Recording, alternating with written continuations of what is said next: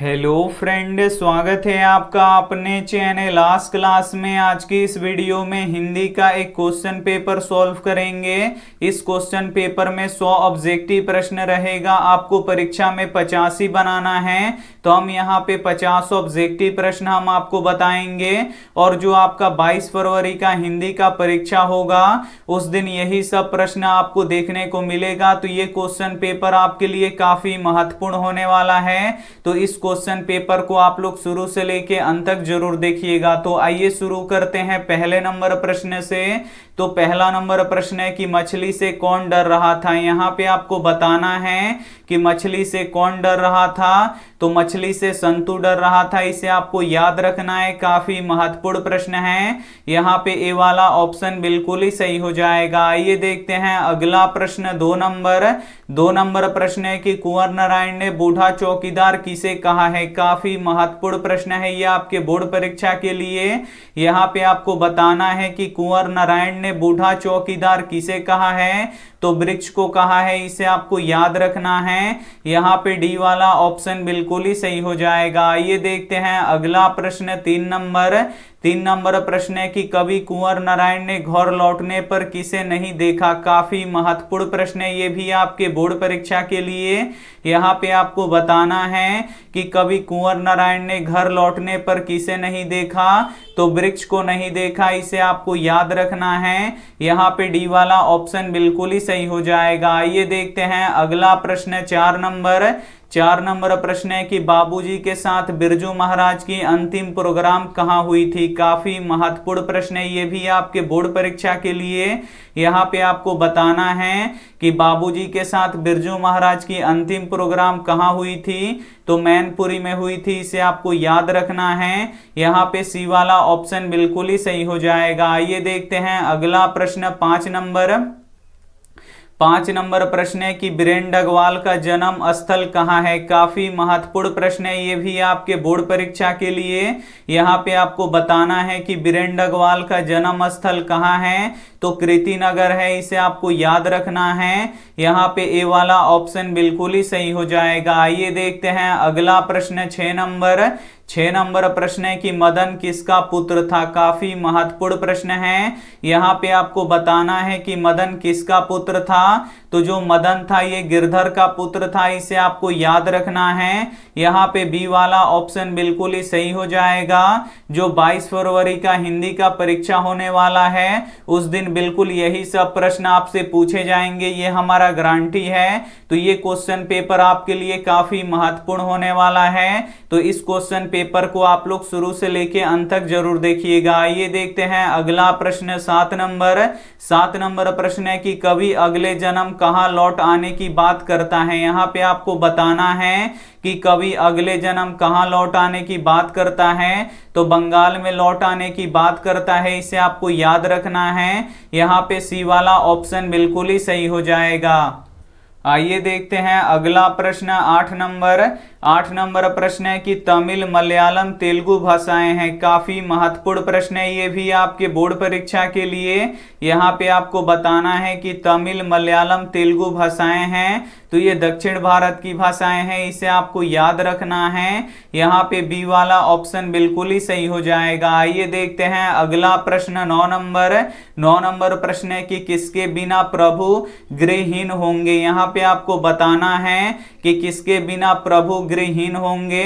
तो दास के बिना होंगे, इसे आपको याद रखना है। काफी महत्वपूर्ण है। यहाँ पे सी वाला ऑप्शन बिल्कुल ही सही हो जाएगा। आइए देखते हैं अगला प्रश्न। 10 नंबर प्रश्न है कि अशोक वाजपेयी लाल शत्रुंज में कितने दिनों तक रहे। काफी महत्वपूर्ण प्रश्न है ये आपके बोर्ड परीक्षा के लिए। यहाँ पे आपको बताना है कि अशोक वाजपेयी लाल शत्रुंज में कितने दिनों तक रहे। तो 19 दिनों तक रहे, इसे आपको याद रखना है। यहाँ पे ए वाला ऑप्शन बिल्कुल ही सही हो जाएगा। आइए देखते हैं अगला प्रश्न। 11 नंबर प्रश्न है कि जीवनानंद दास का जन्म कब हुआ था। काफी महत्वपूर्ण प्रश्न है ये आपके बोर्ड परीक्षा के लिए।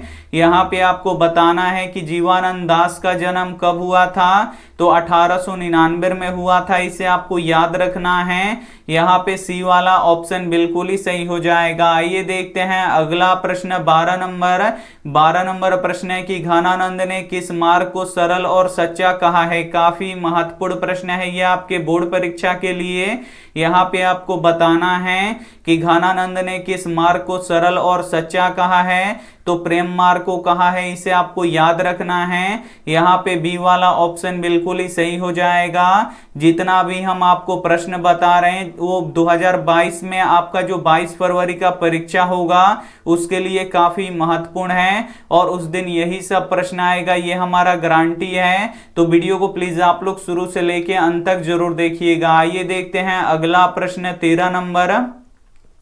13 नंबर प्रश्न है कि बालक के आंसू कब छलके। काफी महत्वपूर्ण प्रश्न है। यहाँ पे आपको बताना है कि बालक के आंसू कब छलके, तो पहली विफलता पर छलके, इसे आपको याद रखना है। यहाँ पे डी वाला ऑप्शन बिल्कुल ही सही हो जाएगा। आइए देखते हैं अगला प्रश्न 14 नंबर। 14 नंबर प्रश्न है कि सीता रुआसी क्यों हो गई। काफी महत्वपूर्ण प्रश्न है ये आपके बोर्ड परीक्षा के लिए। यहाँ पे आपको बताना है कि सीता रुआसी क्यों हो गई, तो अपना काला ओढ़ना देखकर सीता रुआसी हो गई, इसे आपको याद रखना है। यहाँ पे सी वाला ऑप्शन बिल्कुल ही सही हो जाएगा। आइए देखते हैं अगला प्रश्न 15 नंबर। 15 नंबर प्रश्न है कि दूर से कौन ललकारता है। काफी महत्वपूर्ण प्रश्न है। यहाँ पे आपको बताना है कि दूर से कौन ललकारता है, तो वृक्ष चौकीदार ललकारता है, इसे आपको याद रखना है। यहाँ पे डी वाला ऑप्शन बिल्कुल ही सही हो जाएगा। आइए देखते हैं अगला प्रश्न 16 नंबर। 16 नंबर प्रश्न है कि हिरोशिमा कहाँ स्थित है। काफी महत्वपूर्ण प्रश्न है। यहाँ पे आपको बताना है कि हिरोशिमा कहाँ स्थित है, तो जो हिरोशिमा है ये जापान में स्थित है, इसे आपको याद रखना है। यहाँ पे डी वाला ऑप्शन बिल्कुल ही सही हो जाएगा। आइए देखते हैं अगला प्रश्न 17 नंबर। 17 नंबर प्रश्न है कि आज्ञा की माता कौन थी। काफी महत्वपूर्ण प्रश्न है। यहाँ पे आपको बताना है कि जो कवि आज्ञा है इनके माता का नाम कौन था, तो बेअंती देवी था, इसे आपको याद रखना है। यहाँ पे बी वाला ऑप्शन बिल्कुल ही सही हो जाएगा। आइए देखते हैं अगला प्रश्न 18 नंबर। 18 नंबर प्रश्न है कि बचाना है नदियों को। यहाँ पे आपको बताना है कि बचाना है नदियों को, तो किससे बचाना है, तो नाला होने से बचाना है, इसे आपको याद रखना है। यहाँ पे सी वाला ऑप्शन बिल्कुल ही सही हो जाएगा और ये सभी प्रश्न 22 फरवरी के दिन आएगा, ये हमारा गारंटी है। तो इस प्रश्न को आप लोग शुरू से लेके अंत तक जरूर देखिएगा। आइए देखते हैं अगला प्रश्न 19 नंबर। 19 नंबर प्रश्न है कि किससे सिंहासन खाली करने की बात कही गई है। काफी महत्वपूर्ण प्रश्न है। यहाँ पे आपको बताना है कि किसे सिंहासन खाली करने की बात कही गई है, तो राजतंत्र को, असमंतवाद को कही गई है, इसे आपको याद रखना है। यहाँ पे सी वाला ऑप्शन बिल्कुल ही सही हो जाएगा। आइए देखते हैं अगला प्रश्न 20 नंबर। 20 नंबर प्रश्न है कि मिट्टी की अबोध मूर्ति कौन है। यहाँ पे आपको बताना है कि मिट्टी की अबोध मूर्ति कौन है, तो जनता है, इसे आपको याद रखना है। यहाँ पे बी वाला ऑप्शन बिल्कुल ही सही हो जाएगा। आइए देखते हैं अगला प्रश्न 21 नंबर। 21 नंबर प्रश्न है कि प्रेमधन जी किस राज्य के निवासी थे। काफी महत्वपूर्ण प्रश्न है ये भी आपके बोर्ड परीक्षा के लिए। यहाँ पे आपको बताना है कि प्रेमधन जी किस राज्य के निवासी थे, तो ये उत्तर प्रदेश के निवासी थे, इसे आपको याद रखना है। यहाँ पे सी वाला ऑप्शन बिल्कुल ही सही हो जाएगा। आइए देखते हैं अगला प्रश्न 22 नंबर। 22 नंबर प्रश्न है कि मीनाक्षी मंदिर कहाँ स्थित है। काफी महत्वपूर्ण प्रश्न है ये आपके बोर्ड परीक्षा के लिए। यहाँ पे आपको बताना है कि मीनाक्षी मंदिर कहाँ स्थित है, तो ये तमिलनाडु में स्थित है, इसे आपको याद रखना है। यहाँ पे ए वाला ऑप्शन बिल्कुल ही सही हो जाएगा। आइए देखते हैं अगला प्रश्न 23 नंबर। 23 नंबर प्रश्न है कि मुख्य नायक क्या है। यहाँ पे आपको बताना है कि मुख्य नायक क्या है, तो मुख्य नायक एक पत्रिका है, इसे आपको याद रखना है। यहाँ पे सी वाला ऑप्शन बिल्कुल ही सही हो जाएगा। आइए देखते हैं अगला प्रश्न 24 नंबर। 24 नंबर प्रश्न है कि सेन साहब की कितनी लड़कियां थीं। यहाँ पे आपको बताना है कि सेन साहब की कितनी लड़कियां थीं, तो सेन साहब की 5 लड़कियां थीं, इसे आपको याद रखना है। यहाँ पे बी वाला ऑप्शन बिल्कुल ही सही हो जाएगा। आइए देखते हैं अगला प्रश्न 25 नंबर। 25 नंबर प्रश्न है कि सेन साहब के मित्र कौन थे, काफी महत्वपूर्ण प्रश्न है यह आपके बोर्ड परीक्षा के लिए। यहाँ पे आपको बताना है कि सेन साहब के मित्र कौन थे, तो पत्रकार महोदय थे, इसे आपको याद रखना है। यहाँ पे सी वाला ऑप्शन बिल्कुल ही सही हो जाएगा। आइए देखते हैं अगला प्रश्न 26 नंबर प्रश्न है कि लक्ष्मण के पत्नी का नाम क्या था। यहाँ पे आपको बताना है कि लक्ष्मण के पत्नी का नाम क्या था, तो लक्ष्मी था, इसे आपको याद रखना है। यहाँ पे ए वाला ऑप्शन बिल्कुल ही सही हो जाएगा। आइए देखते हैं अगला प्रश्न 27 नंबर प्रश्न है कि नागरी नाम का अस्तित्व कब आया, काफी महत्वपूर्ण प्रश्न है। यहाँ पे आपको बताना है कि नागरी नाम का अस्तित्व में कब आया, तो 1000 ईस्वी के आसपास आया, इसे आपको याद रखना है। यहाँ पे ए वाला ऑप्शन बिल्कुल ही सही हो जाएगा। आइए देखते हैं अगला प्रश्न 28 नंबर प्रश्न है कि बहादुर का पूरा नाम क्या था, काफी महत्वपूर्ण प्रश्न है। यहाँ पे आपको बताना है कि बहादुर का पूरा नाम क्या था, तो बहादुर का पूरा नाम दिल बहादुर था, इसे आपको याद रखना है। यहाँ पे बी वाला ऑप्शन बिल्कुल ही सही हो जाएगा। आइए देखते हैं अगला प्रश्न 29 नंबर प्रश्न है कि किस देश में सबसे अधिक जातियां हैं। यहाँ पे आपको बताना है कि किस देश में सबसे अधिक जातियां हैं, तो भारत में सबसे अधिक जातियां हैं, इसे आपको याद रखना है। यहाँ पे ए वाला ऑप्शन बिल्कुल ही सही हो जाएगा। आइए देखते हैं अगला प्रश्न 30 नंबर प्रश्न है कि फ्रांस का प्रमुख कला केंद्र रहा है। यहाँ पे आपको बताना है कि फ्रांस का प्रमुख कला केंद्र रहा है, तो एफिल टावर और अविन्यो दोनों रहा है, इसे आपको याद रखना है। यहाँ पे सी वाला ऑप्शन बिल्कुल ही सही हो जाएगा। आइए देखते हैं अगला प्रश्न 31 नंबर प्रश्न है कि शहर अब भी संभावना है, यह कृति किसकी है, काफी महत्वपूर्ण प्रश्न है यह आपके बोर्ड परीक्षा के लिए। यहाँ पे आपको बताना है कि शहर अभी संभावना है, यह कृति किसकी है, तो अशोक वाजपेयी की है, इसे आपको याद रखना है। यहाँ पे डी वाला ऑप्शन बिल्कुल ही सही हो जाएगा। आइए देखते हैं अगला प्रश्न 32 नंबर प्रश्न है कि बिरजू महाराज की शैली के नर्तक हैं, काफी महत्वपूर्ण प्रश्न है। यहाँ पे आपको बताना है कि बिरजू महाराज की शैली के नर्तक हैं, तो ये कथक के नर्तक हैं, इसे आपको याद रखना है। यहाँ पे ए वाला ऑप्शन बिल्कुल ही सही हो जाएगा। आइए देखते हैं अगला प्रश्न 33 नंबर प्रश्न है कि किसे घर में मछली या मांस बनाना अच्छा नहीं लगता था, काफी महत्वपूर्ण प्रश्न है। यहाँ पे आपको बताना है कि किसे घर में मछली या मांस बनाना अच्छा नहीं लगता था, तो माँ को नहीं लगता था, इसे आपको याद रखना है। यहाँ पे डी वाला ऑप्शन बिल्कुल ही सही हो जाएगा। आइए देखते हैं अगला प्रश्न 34 नंबर प्रश्न है कि भाईचारे का दूसरा नाम कौन सा है, काफी महत्वपूर्ण प्रश्न है। यहाँ पे आपको बताना है कि भाईचारे का दूसरा नाम कौन सा है, तो लोकतंत्र है, इसे आपको याद रखना है। यहाँ पे ए वाला ऑप्शन बिल्कुल ही सही हो जाएगा। आइए देखते हैं अगला प्रश्न 35 नंबर प्रश्न है कि आधुनिक मनु किसे कहा गया है, काफी महत्वपूर्ण प्रश्न है ये आपके बोर्ड परीक्षा के लिए। यहाँ पे आपको बताना है कि आधुनिक मनु किसे कहा गया है, तो भीमराव अंबेडकर को कहा गया है, इसे आपको याद रखना है। यहाँ पे डी वाला ऑप्शन बिल्कुल ही सही हो जाएगा। आइए देखते हैं अगला प्रश्न 36 नंबर प्रश्न है कि मदन और कासू के बीच झगड़े का क्या कारण था, काफी महत्वपूर्ण प्रश्न है।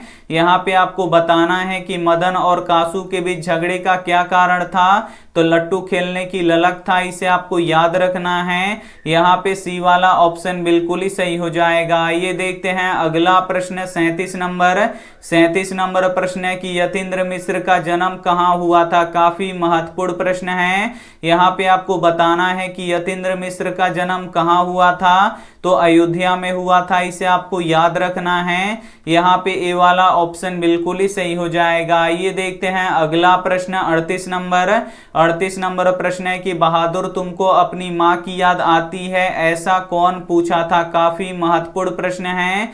यहाँ पे आपको बताना है कि बहादुर तुमको अपनी माँ की याद आती है, ऐसा कौन पूछा था, तो निर्मला ने पूछा था, इसे आपको याद रखना है। यहाँ पे ए वाला ऑप्शन बिल्कुल ही सही हो जाएगा। आइए देखते हैं अगला प्रश्न 39 नंबर प्रश्न है कि दस्तकारी का अर्थ क्या होता है। काफी महत्वपूर्ण प्रश्न है ये आपके बोर्ड परीक्षा के लिए। यहाँ पे आपको बताना है कि दस्तकारी का अर्थ क्या होता है, तो हस्त कौशल होता है, इसे आपको याद रखना है। यहाँ पे सी वाला ऑप्शन बिल्कुल ही सही हो जाएगा। आइए देखते हैं अगला प्रश्न 40 नंबर प्रश्न है कि निर्लज अपराधी किसे कहा गया है। यहाँ पे आपको बताना है कि निर्लज अपराधी किसे कहा गया है, तो नाखून को कहा गया है, इसे आपको याद रखना है। यहाँ पे ए वाला ऑप्शन बिल्कुल ही सही हो जाएगा। आइए देखते हैं अगला प्रश्न 41 नंबर प्रश्न है कि भारतीय संस्कृति की परिचय किससे मिलता है। काफी महत्वपूर्ण प्रश्न है ये भी आपके बोर्ड परीक्षा के लिए। यहाँ पे आपको बताना है कि भारतीय संस्कृति की परिचय किससे मिलता है, तो संस्कारों से मिलता है, इसे आपको याद रखना है। यहाँ पे सी वाला ऑप्शन बिल्कुल ही सही हो जाएगा। आइए देखते हैं अगला प्रश्न 42 नंबर प्रश्न है कि प्राचीन मानव का प्रमुख अस्त्र शस्त्र था। यहाँ पे आपको बताना है कि प्राचीन मानव का प्रमुख अस्त्र शस्त्र था, तो नाखून था, इसे आपको याद रखना है। यहाँ पे बी वाला ऑप्शन बिल्कुल ही सही हो जाएगा। आइए देखते हैं अगला प्रश्न 43 नंबर प्रश्न है कि जब हम नींद में होते हैं तो किसका जीवन क्रम पूरा हो जाता है। ए ऑप्शन है मकड़ी का, बी ऑप्शन है मछली का, सी ऑप्शन है मक्खी का, डी ऑप्शन है मच्छर का। तो यहाँ पे आपको बताना है कि जब हम नींद में होते हैं तो किसका जीवन क्रम पूरा हो जाता है, तो मक्खी का हो जाता है, इसे आपको याद रखना है। यहाँ पे सी वाला ऑप्शन बिल्कुल ही सही हो जाएगा। आइए देखते हैं अगला प्रश्न 44 नंबर प्रश्न है कि दारिश क्या है। यहाँ पे आपको बताना है कि दारिश क्या है, तो दारिश सोने के सिक्के हैं, इसे आपको याद रखना है। यहाँ पे ए वाला ऑप्शन बिल्कुल ही सही हो जाएगा। आइए देखते हैं अगला प्रश्न 45 नंबर प्रश्न है कि घनानंद की भाषा क्या है। यहाँ पे आपको बताना है कि घनानंद की भाषा क्या है, तो ब्रज भाषा है, इसे आपको याद रखना है। काफी महत्वपूर्ण प्रश्न है। यहाँ पे बी वाला ऑप्शन बिल्कुल ही सही हो जाएगा। ये देखते हैं अगला प्रश्न 46 नंबर प्रश्न है कि सिख धर्म के संस्थापक कौन है। यहाँ पे आपको बताना है कि सिख धर्म के संस्थापक कौन हैं, तो गुरु नानक देव हैं, इसे आपको याद रखना है। यहाँ पे बी वाला ऑप्शन बिल्कुल ही सही हो जाएगा। ये देखते हैं अगला प्रश्न 47 नंबर प्रश्न है कि नानक देव ने जगत का सार किसे कहा है। काफी महत्वपूर्ण प्रश्न है ये आपके बोर्ड परीक्षा के लिए। यहाँ पे आपको बताना है कि नानक देव ने जगत का सार किसे कहा है, तो हरि कीर्तन को कहा है, इसे आपको याद रखना है। यहाँ पे डी वाला ऑप्शन बिल्कुल ही सही हो जाएगा। आइए देखते हैं अगला प्रश्न 48 नंबर प्रश्न है कि सेन साहब के आंखों का तारा कौन है। काफी महत्वपूर्ण प्रश्न है ये आपके बोर्ड परीक्षा के लिए। यहाँ पे आपको बताना है कि सेन साहब के आंखों का तारा कौन है, तो खोखा है, इसे आपको याद रखना है। यहाँ पे बी वाला ऑप्शन बिल्कुल ही सही हो जाएगा। आइए देखते हैं अगला प्रश्न 49 नंबर प्रश्न है कि अम्ल का अर्थ क्या होता है। यहाँ पे आपको बताना है कि अमल का अर्थ क्या होता है, तो व्यवहार होता है, इसे आपको याद रखना है। यहाँ पे ए वाला ऑप्शन बिल्कुल ही सही हो जाएगा। आइए देखते हैं अंतिम प्रश्न 50 नंबर प्रश्न है कि सेन साहब की नई मोटर कार कितने की थी, तो सेन साहब की नई मोटर कार 7,500 की थी, इसे आपको याद रखना है। यहाँ पे सी वाला ऑप्शन बिल्कुल ही सही हो जाएगा। अब 51 से लेके जो 100 क्वेश्चन है वो अगले क्लास में होगा, और जितना भी हम इसमें क्वेश्चन बताए हैं ये 22 फरवरी के लिए काफी महत्वपूर्ण है। तो इसमें से जो भी प्रश्न आपको याद ना हो तो प्लीज आप लोग उसे नोटबुक पे लिख के जरूर याद कर लीजिएगा। और चैनल को अभी तक आप सब्सक्राइब नहीं किए हैं तो चैनल को सब्सक्राइब कर लीजिएगा। और सब्सक्राइब करने के बाद एक बेल आइकन आता है, तो बेल आइकन को दबा के ऑल पे कर लीजिएगा, ताकि जब भी लाइव क्लास हो तो आपके पास नोटिफिकेशन पहुंचता रहे। Thank you for watching. मिलते हैं अगले वीडियो में, तब तक अपना ध्यान रखिए। अब 8 बजे रिवीजन क्लास में मिलेंगे, तब तक अपना ध्यान रखिए, मन लगा के पढ़ाई कीजिए। Take care and bye.